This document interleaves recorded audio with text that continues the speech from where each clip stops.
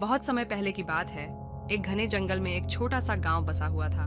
उस गांव का नाम था सपनों का गांव। इस गांव के सभी लोग एक रहस्य जानते थे जिसे वे सदियों से छिपाए हुए थे। इस गांव के पास ही एक जादुई जंगल था। इस जंगल में किसी को जाने की अनुमति नहीं थी। ऐसा कहा जाता था कि उस जंगल में एक जादुई कुआं है जो आपकी हर इच्छा पूरी कर सकता है। एक दिन गांव में एक नया युवक आया जिसका नाम था अर्जुन। अर्जुन ने उस जादुई जंगल की कहानियां सुनी और उसने ठान लिया कि वह उस कुएं को ढूंढेगा। रात के समय जब पूरा गांव सो रहा था, अर्जुन चुपके से जंगल की ओर निकल पड़ा। चलते चलते वह जादुई जंगल के किनारे पहुंच गया। वहां पर एक बूढ़ी औरत बैठी थी जो अर्जुन को देखकर मुस्कुराई। बूढ़ी औरत ने अर्जुन से पूछा, तुम यहाँ क्या करने आए हो बच्चे? अर्जुन ने ईमानदारी से जवाब दिया, माँ, मैं उस जादुई कुएं को ढूंढने आया हूँ। बूढ़ी औरत ने हंसते हुए कहा, तुम्हें नहीं पता कि वह कुआं केवल उन लोगों की इच्छा पूरी करता है जिनका दिल साफ और इरादे नेक होते हैं। अर्जुन ने सिर हिलाया और कहा, माँ, मेरा दिल साफ है और मेरे इरादे नेक हैं।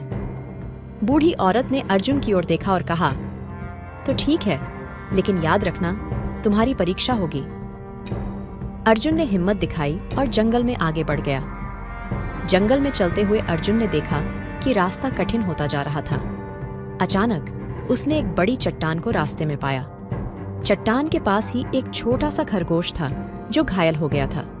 अर्जुन ने बिना सोचे समझे खरगोश की मदद की और उसे ठीक किया। खरगोश ने खुशी से कहा, तुम्हारा दिल सच में साफ है, आगे बढ़ो, तुम्हारी यात्रा आसान हो जाएगी। अर्जुन ने आगे बढ़ते हुए देखा कि एक विशाल पेड़ रास्ते में खड़ा है।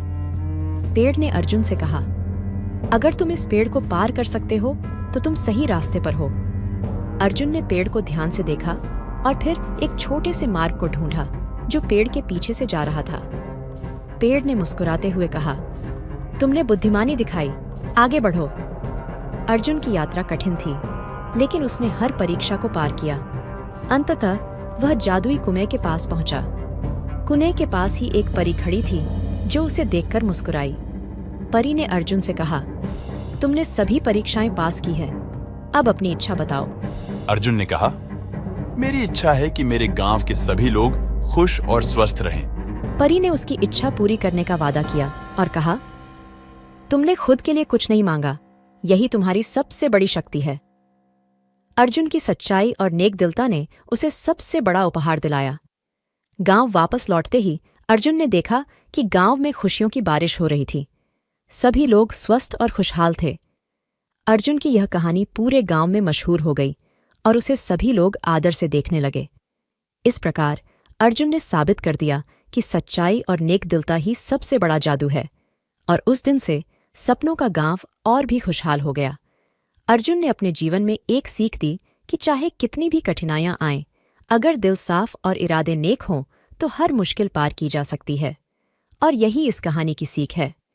इस जादुई जंगल की कहानी ने गांव के सभी बच्चों को प्रेरित किया कि वे भी अपने जीवन में सच्चाई और नेकदिलता का पालन करें, और इस तरह अर्जुन की कहानी हमेशा के लिए सबके दिलों में बस गई।